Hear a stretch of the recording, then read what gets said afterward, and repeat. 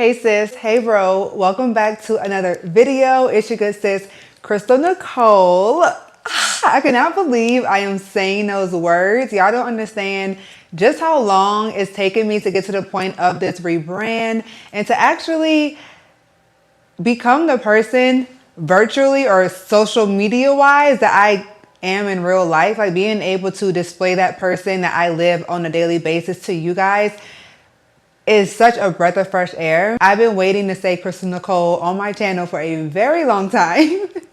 And it's finally here. So as the saying goes, all good things are worth waiting for. And this is most definitely an amazing thing. So thank you guys so much for sticking with me throughout this journey in my life. First and foremost, I am so grateful to each and every one of you guys.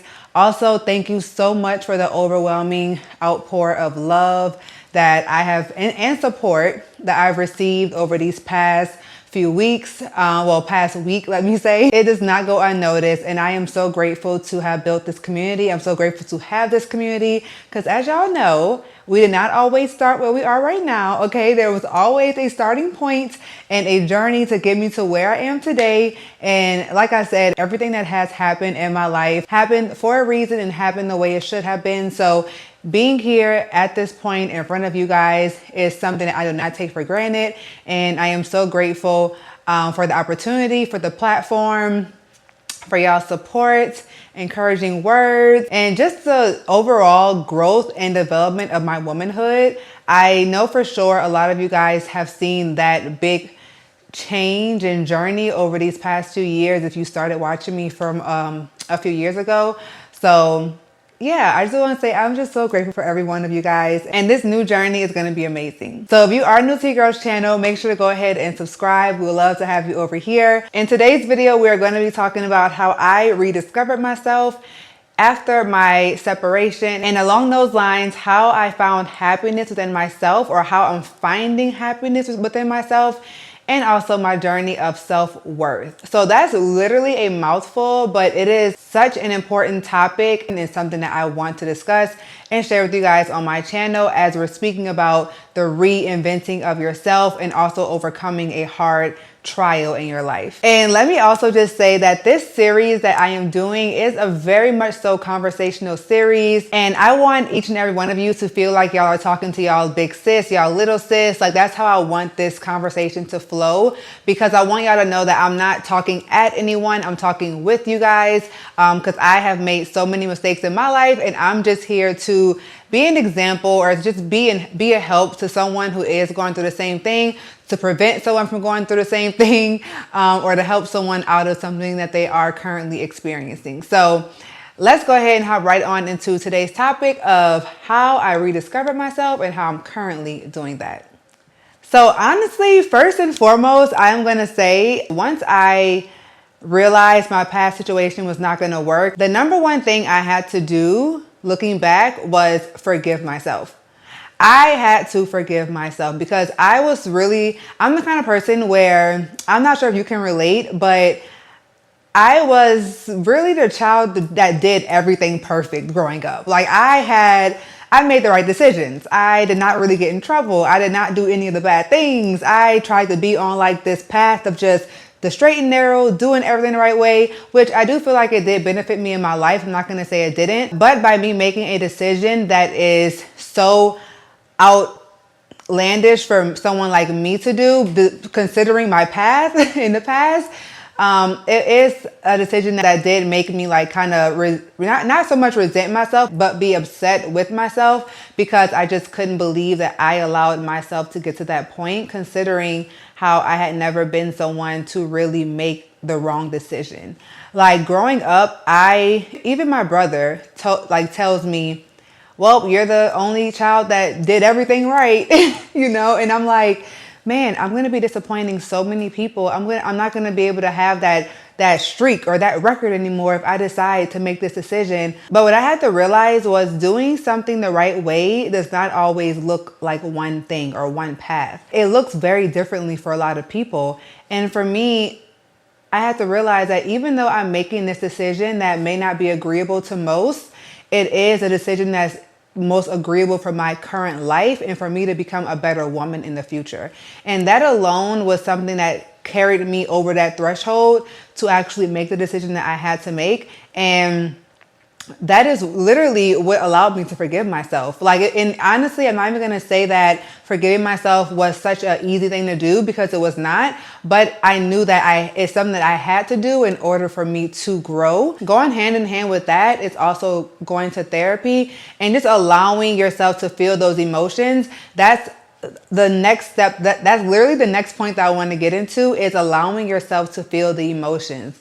You cannot rediscover, or you cannot reclaim, you cannot move forward with any situation in your life if you do not allow yourself to feel those emotions. You literally have to sit in those emotions. I remember going to therapy, and I would explain to her how I felt like I was like, oh yeah, I'm fine, or like I really didn't have anything wrong with me, or the way that I feel is it's gonna be okay. Like, I'm feeling this now, but don't worry. Like, I don't know why I'm so emotional. Like, if I start to cry, like, oh my God, apologizing for crying, for instance, like that. Those are things that you should never have to do. You should never apologize if you do feel the need to cry. Like, that is not showing weakness. And a lot of times in the Black community, we are shamed for showing emotion, or we are put down or called weak, or you're going to get ran over in life if you show this emotion. You have to be strong, which is really where the idealization of the strong Black woman came from.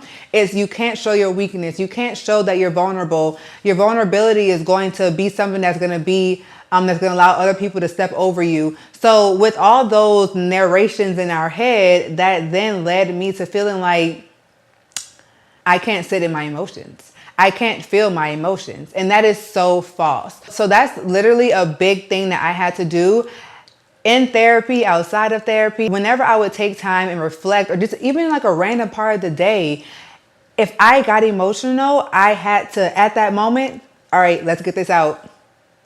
Let's get this over with. What we're not going to do is sit here and say we're fine. We're not going to use the words, we're fine, I'm fine. No, you're not fine, because you're crying. You're not fine, sis, okay? Sorry to be the one to tell you, but if you feel like you need to cry, you're not fine, okay? You need to sit in those emotions, and literally after you get that cry out, then you're going to feel better. Like, I promise you, you're going to feel so much better after you do have that moment of vulnerability. That's huge. That's a big thing when it came to me rediscovering myself and actually forgiving myself, is sitting in my emotions and understanding that the decisions I made were made in my best interest. I literally have to go grab some water. So the next point that I want to talk about when it comes to reinventing yourself and rediscovering yourself, I feel like a lot of times people don't realize what they're rediscovering. You have to realize that a rediscovery has to be made. You can't continue on the way that you're going. You have to realize that you have to do better. You have to realize that you did make some mistakes in the past that got you to the point of where you currently are that you don't like. So understanding that there is a problem is also a big one to jot down. We only learn from our mistakes. In the learning from your mistakes comes being accountable. Because if you're on a rediscovery journey of yourself, and say you're not accountable, or you don't understand, or you don't want to say that you made a mistake, sis, you're never going to improve. You're never going to grow, because growth only comes from lessons. Growth only comes from being accountable of the mistakes that you made. You can't grow from just doing the same things over and over and over again. And that's a huge part of rediscovering yourself, in my opinion. And it's also a huge part of what's kind of gotten me over that edge, because I had to sit back and see, okay, Crystal, you played a part in this. Like, you're not innocent, okay? You're not just the victim here. No one made you make these decisions. You made them, and you actually thought that they were validated when you did make them, which is a big red flag, because I don't even know how in the world you could have thought that, sis, but you did. But you did. You thought they were the right decisions to make. So clearly at that time, something was not clicking. It's not clicking, Steven, or whatever that meme is. It was not clicking for me. So I had to go back and see what wasn't clicking and why I felt like those decisions I was making was the right ones. And that is what allowed me to do a really big deep dive into myself. And when I tell you, that showed so much, like that revealed so much of my true colors and why I made the decisions that I did make. Although I did know most of the time that they weren't the right ones to make. Now, I'm not going to lie, that point right there kind of leads me into my next segue of this conversation, which is finding happiness within myself. So when I say a lot of the things that encouraged me or allowed me to make the decisions that I did make in my past, that came from me not understanding my self-worth and not being truly happy with myself. And when I tell y'all, this is the biggest, like this topic right here is really the reason why I felt like I wanted to have this platform and actually come on my platform to talk about this topic, because I want to help so many other people, because I know a lot of people don't learn these lessons until later in life, but I want to help as many people as possible actually find their self-happiness and their self-worth. Like, there's nothing that you can rely on another person to bring you that is going to actually give you that self-fulfilling feeling that you need in life. And that is the hardest topic or the hardest self-improvement area that I've been having to work on, because I didn't even realize it, but I was really someone who was leaning on other people for my own happiness, for my own validation. And when I tell you, that is the most depressing and ugly. It's such an ugly feeling, such an ugly act to actually, and also it's kind of a selfish act for you to feel like you have to rely on, or you're putting that in someone else's hands. Like, you're putting your happiness in someone else's hands. You're basically holding them by the strings and saying, make me happy, make me happy. That is so selfish in itself, which is kind of odd to say, because you would think it means you're selfless, but sometimes being too selfless comes off as selfish. Because if you're constantly giving this responsibility to someone else, you're messing yourself up, but you're also putting a lot of weight on that other person. And you're the only one who ends up receiving less in the end. Because if you look at it this way, if you're putting your happiness in someone else's hands or any other external factor, it doesn't mean, I don't care if it's a dog, if it's a tree, if it's a plant, if it's a person, if it's your husband, your wife, your friend, your best friend, any external factor. Like, any external factor, if you rely on that external factor to make you happy, what are you going to do when something happens to that external factor? Your happiness literally goes with that external factor. So that leaves you as a shell. That leaves you as nothing. You are left with nothing. And what you realize, that's how a lot of people do hit rock bottom, if they're constantly giving to other people. And when I say giving, I don't mean like being nice in giving, but what I mean is giving of themselves, or giving so much of themselves to someone else to make them happy, to where now that whenever that external factor, something happens to that external factor, they leave, they break up with you, the tree dies, girl, the plant dies, the puppy runs away. Now you are left unsettled because you were putting all of your happiness, all of your joy into that one thing. So what I had to realize was, Crystal, you cannot rely on external factors for your happiness anymore. You have to make yourself happy. That is your responsibility. Your happiness is no one else's responsibility. And let me just say, if you are in a situation where that other person makes you happy, not adds to your happiness, but makes you happy, they are your value. They don't add to your value. They are your value. It will never work. You will never truly be happy. Like, sometimes the idea is, well, how do I know? Like, how do I know that my happiness relies on someone else? One of the biggest ways that I've learned you can see that is, can you be alone? Really ask yourself that question. Can you be alone? Can you sit with yourself? It seems like a very simple question, but it's a very hard question. Can you sit with yourself? Really?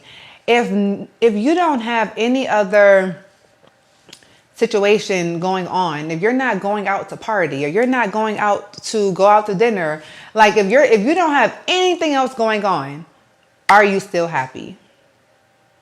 Are you still content? Are you still satisfied? If that answer is no, Which, be honest here. You have to be honest. But if that answer is no, then that is a number that is an indicator that you are not relying on yourself for your own happiness. That is something that I learned to heal through therapy. Also, spending time with myself, journaling, reading. One thing I've also realized is when you don't have, like when I say reading, or like when you don't have that relationship, if you're a spiritual person, you also realize that you can never truly be happy if you don't include God. Happiness and then without God, it doesn't work, right? So a lot of times when people hit rock bottom, people who were relying on other people for their happiness, a lot of times when they hit rock bottom, who do they turn to?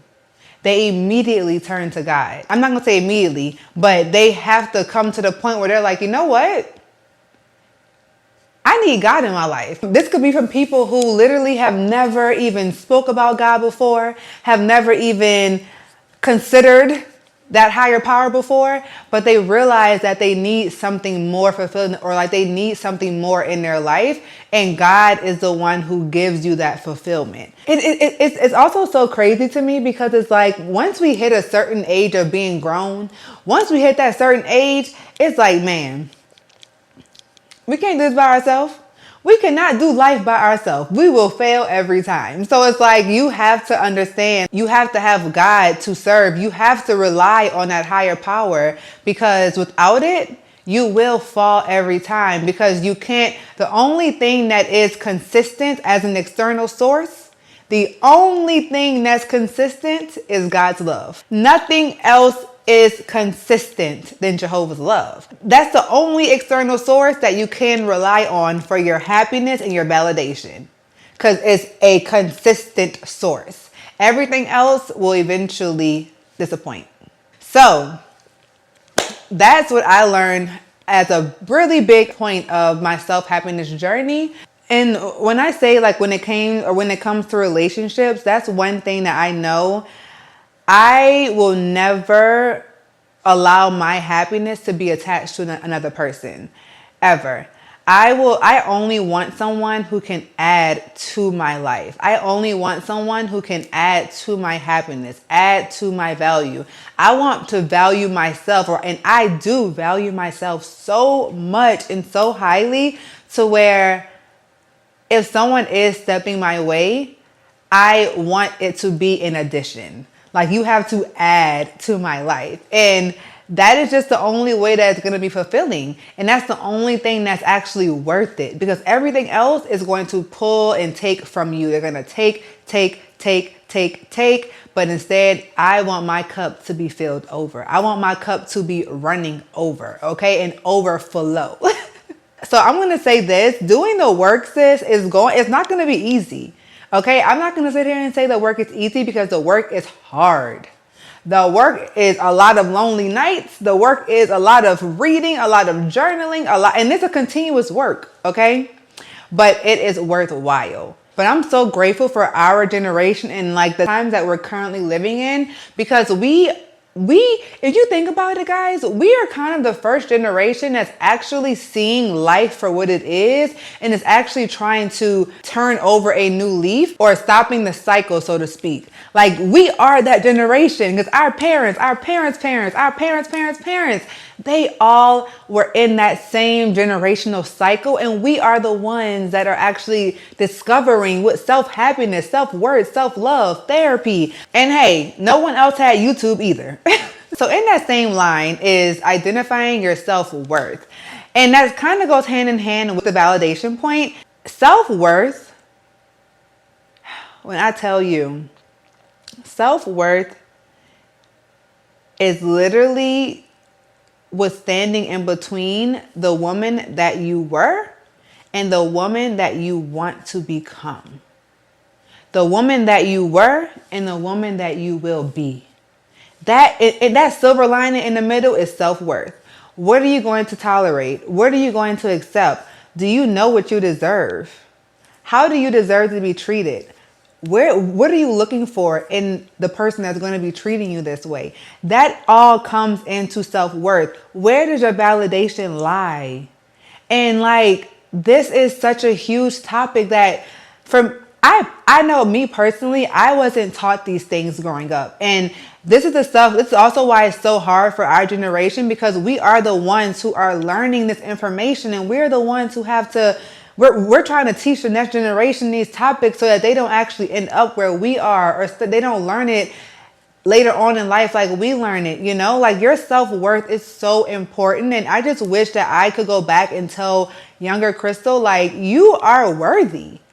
You are powerful. Like, you deserve your wildest dreams. You are amazing. Just those affirmations to tell yourself and to uplift yourself. Like, I was a child that literally went through so much in school, and it had a lot to do with affecting my self-worth. Like, I personally was bullied. Okay, I was bullied a lot, and I'm literally going off on a tangent right now, which is so crazy. But I feel like a lot of us don't, I feel like some of us realize it and some of us don't realize that our self-worth stems from our situations as a child. Like, everything, the way that we view things is because of how we were growing up. And I know for me personally, I went through a lot in my life growing up.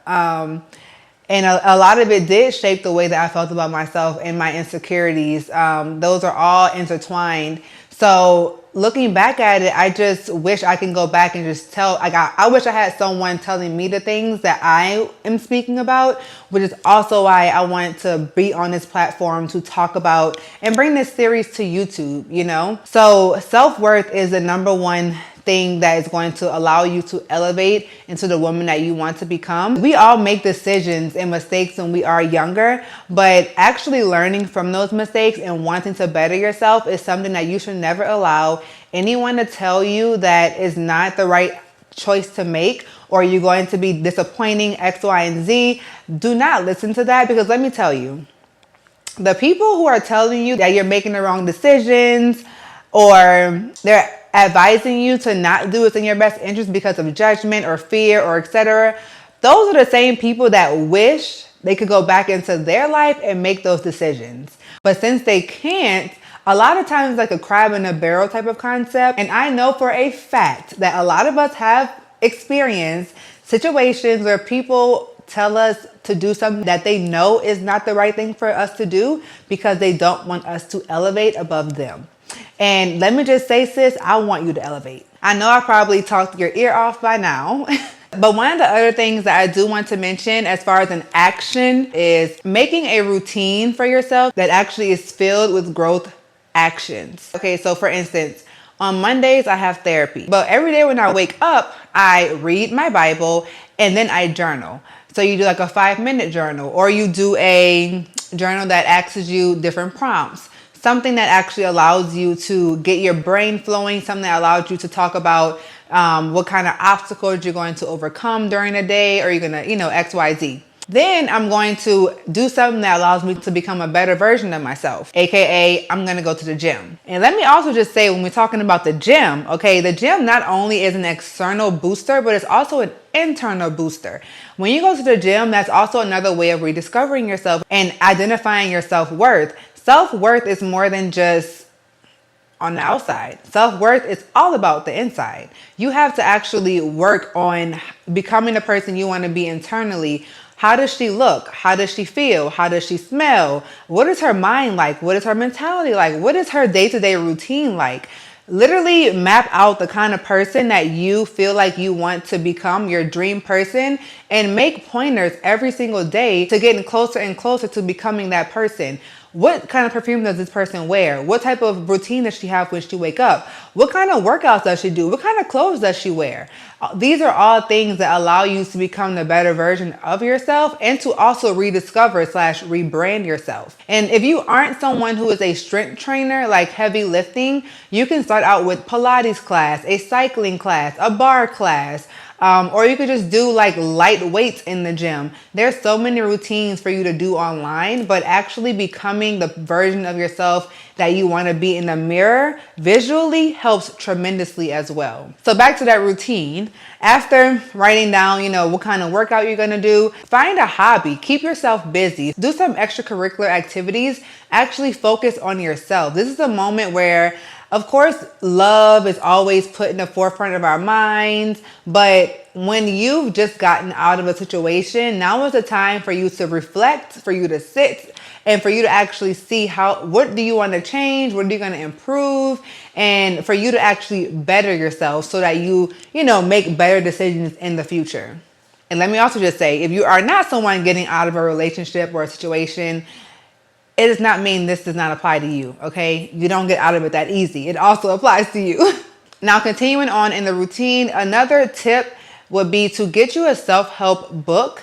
I do personally love to read self-help books because seeing it on paper does allow it to stick, and it also reinforces the views that I do already know. I did have one self-help book that I was reading that I finished earlier in this year, and it was more of just confirming that like you're going to be okay in your future life, and that a lot of the things that did happen the way that they were supposed to, and be grateful for those experiences.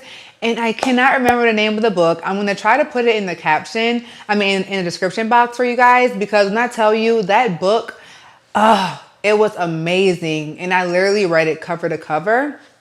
I want to try to find it. And then one other thing is making better decisions for yourself in your routine as far as your eating habits go. So treat yourself amazing. Treat yourself well, okay? You deserve amazing things. And even if you can't afford certain things at the moment, start doing stuff like cooking at home, even though cooking doesn't really save you money, but try to just carve out some time for yourself, maybe even like once a week, twice a week, to actually spend quality time with yourself doing something, because that's also going to help you in your self-validation and your self-worth, and actually you relying on your own self for your happiness. And let me just say, my journey is nowhere near over.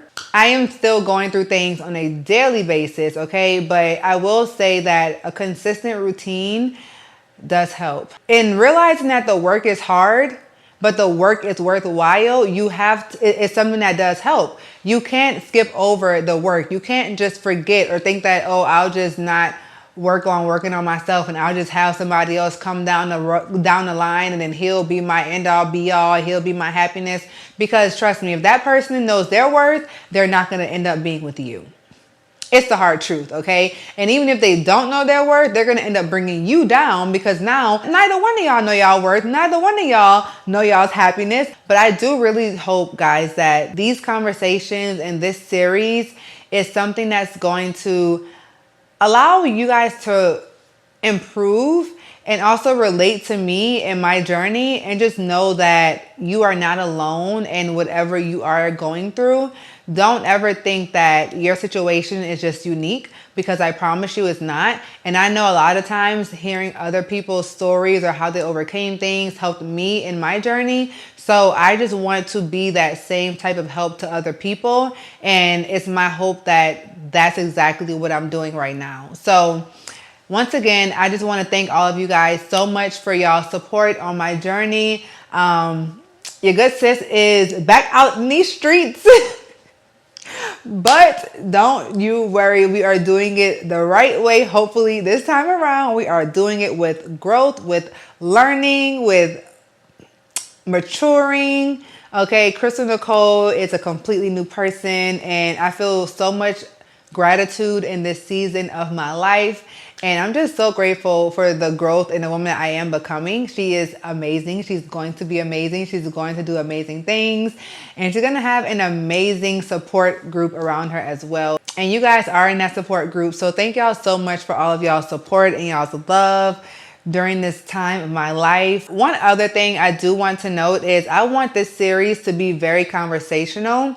I want you guys to talk to me in the comments. I want you guys to leave questions in the comments, leave topics in the comments that you guys want me to touch on, and follow me also on TikTok and Instagram, because we're also doing a lot of videos over there. I'll leave all that info down below. And thank you guys so much for watching and supporting me once again. And here's episode 2, technically, of our Rediscovery Self-Love series. And I'm going to see you guys in episode 3. Peace. Oh yeah, and subscribe.